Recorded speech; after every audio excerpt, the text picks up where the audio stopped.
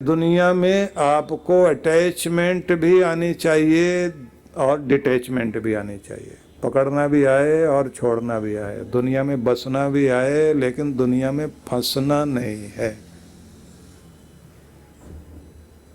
न हर भूलो न जग भूलो, ऐसा संदेश है ना। न हर भूलो, हर मतलब हरि, हर शिव, हरि विष्णु। न हर भूलो न जग भूलो, रहो दुनिया में। कैसे? न हर भूलो न जग भूलो, रहो दुनिया में इस तरह जैसे कमल रहता है तालाब के बंद पानी में, जैसे वो खिला रहता है, मुस्कुराता रहता है, ऐसे ही आपने दुनिया में रहना है। न हर भूलो न जग भूलो, रहो इस तरह से जिंदगानी में कि जिस तरह से कमल रहता है तालाब के बंद पानी में। ये जो भाव है ये असंग का भाव है। संग रहित होकर जीना, निर्लिप्त होकर जीना, दुनिया से ऊपर उठ करके जीना। मतलब इसमें संदेश वो है, त्यक्तेन भुंजी था मां गृध कस्य सिद्धनम। ईशोपनिषद का जो संदेश है कि दुनिया का भोग कीजिए, इस बात को ध्यान में रख करके कि त्यागना भी है। चीजें संभालिए लेकिन छोड़ने को ध्यान में रखकर ये जरूर ध्यान में रखें कि आए हैं तो जाएंगे भी, मिला है तो छोड़ना भी पड़ेगा, लिया है तो देना भी पड़ेगा। त्याग की भावना से संसार को भोगना चाहिए। असंग भाव रहेगा तो आप दुनिया में लिप्त नहीं होंगे, और लिप्त नहीं होंगे तो इसका मतलब ये है जब छोड़ने की बारी आएगी तो कष्ट नहीं होगा। तो किनारे पर बैठकर आनंद लिया जाए संसार का, लिप्त होकर आनंद लोगे तो फंस जाओगे। जैसे शहद की मक्खी चाशनी पर स्वाद लेने के लिए बैठ जाए, हलवाई की चाशनी होती ना कढ़ाई पर, तो अगर वह किनारे पर बैठकर स्वाद ले रही है तो स्वाद पूरा लेगी, और अगर लालच में थोड़ा सा और आगे बढ़ गई तो पंख चिपक जाएंगे उसी में जिसका स्वाद ले रही थी, उड़ान भूल जाएगी। और थोड़ी देर के बाद उसे महसूस होगा कि उड़ा भी नहीं जा रहा और पीछे भी नहीं जा सकते, आगे भी नहीं जा सकते। जो चीज स्वाद वाली थी वही जी का जंजाल बन गई। अब फंस गए तो अब जिसका स्वाद ले रहे थे वही मौत का कारण बन गई। तो कहते हैं इस दुनिया में जब तुम्हारी उड़ान खत्म हो जाए तो समझ लीजिए तुम संग में आ गए, आसक्ति में आ गए।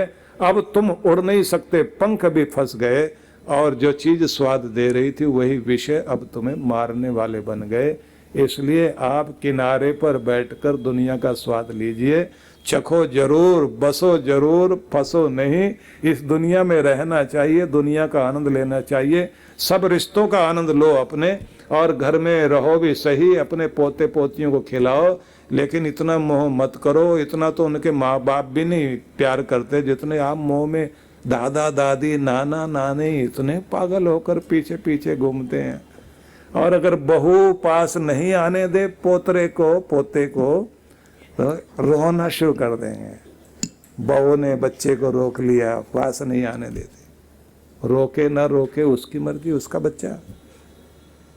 अपने बच्चे से इतना प्यार नहीं था। अपने बच्चे को देख के तो ये याद आता था भगवान कहाँ किस चक्कर में फंस गए। अब बेटे का बेटा देखा, कितना मोह। छोड़ना तो पड़ेगा सब कुछ।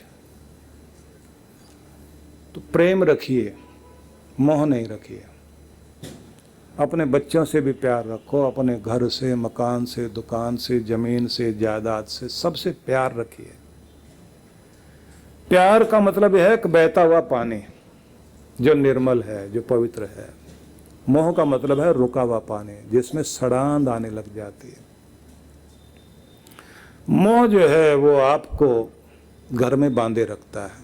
जैसे जैसे आपकी उम्र बड़ी हो जाए तो ये ध्यान रख लीजिए कि अब आपका कुछ समय सेवा, सत्संग, साधना में लगना चाहिए। और साधु जैसी जिंदगी बनाइए, जैसा भोजन मिल गया खा लिया, जैसी शैया मिल गई उस पर सो गए। अब कोई ज़्यादा स्वाद के पीछे नहीं, आराम के पीछे नहीं। और जब कान ऊंचा सुनने लग जाएं और आंखें मोटा देखने लग जाएं, अब दुनियादारी की तरफ ज़्यादा नज़र नहीं रखिए। अब उसके बाद आपका ध्यान अपने प्रभु की तरफ ज़्यादा होना चाहिए। और बिल्कुल वही बात के बनाकर फकीरों का भेष हम गालिब, तमाशाए अहले कर्म देखते हैं। अब तो उसकी लीला देखो और अपने बच्चों को आगे बढ़ता हुआ देखिए। जबरदस्ती की सलाह देने से बचिए। जबरदस्ती की जो सलाह देने लग जाते हैं ना, वो अपना सम्मान गंवा बैठते हैं।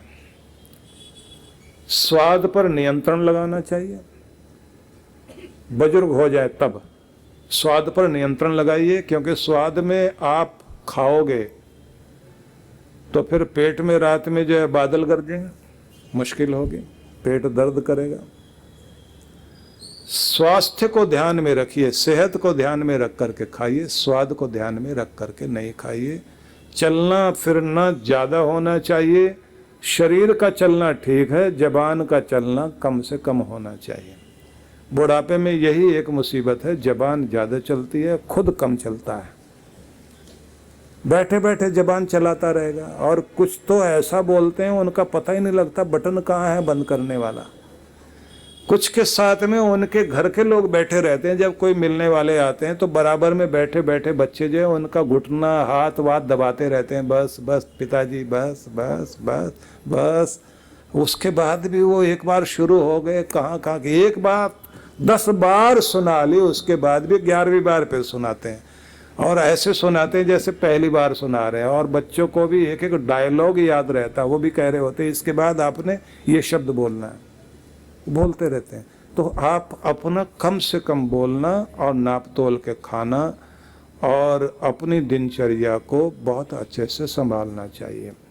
दूसरा, मोटी चमड़ी करके जीना चाहिए, क्योंकि बर्दाश्त करने के दिन होते हैं और जिनका राज शुरू हो गया उनका राज चलने दीजिए, बीच में दखलंदाजी मत करिए। अब आपकी पारी खत्म हो चुकी, जिनकी पारी है उन्हें खेलने दीजिए, उन्हें काम करने दीजिए। अगर आप बीच में ज़्यादा दखलंदाजी करेंगे तो अपना सम्मान खो बैठेंगे। और एक खास बात और, देखिए मैं जितना बोल रहा हूँ ना, ये सारे पॉइंट्स याद रख लेना। वो जो कहते हैं ना कि आंवले का खाया और संत का कहा, बाद में याद आता है, पहले नहीं। इसलिए आपको बाद में समझ आता है कि ये चीज़ अगर हम करते तो कितना अच्छा था। तो एक बात इसमें और ध्यान रखने की है। राय साहब तो सबको ही बनने की चेष्टा करते हैं, अपने बच्चों को सभी लोग धन देते हैं। धन का वारिस बनाने से ज़्यादा बच्चों को धन कमाना की विद्या सिखानी चाहिए। अगर आप अपने धन दे करके बच्चों को अमीर बनाना चाहते हैं तो वो अमीरी टिकेगी नहीं, वो थोड़े दिन की अमीरी होती है। खास बात बता रहा हूँ अब आपको, अपने पास इतना जरूर रखिए कि बुढ़ापे में भी आपको किसी के आगे हाथ ना फैलाना पड़े।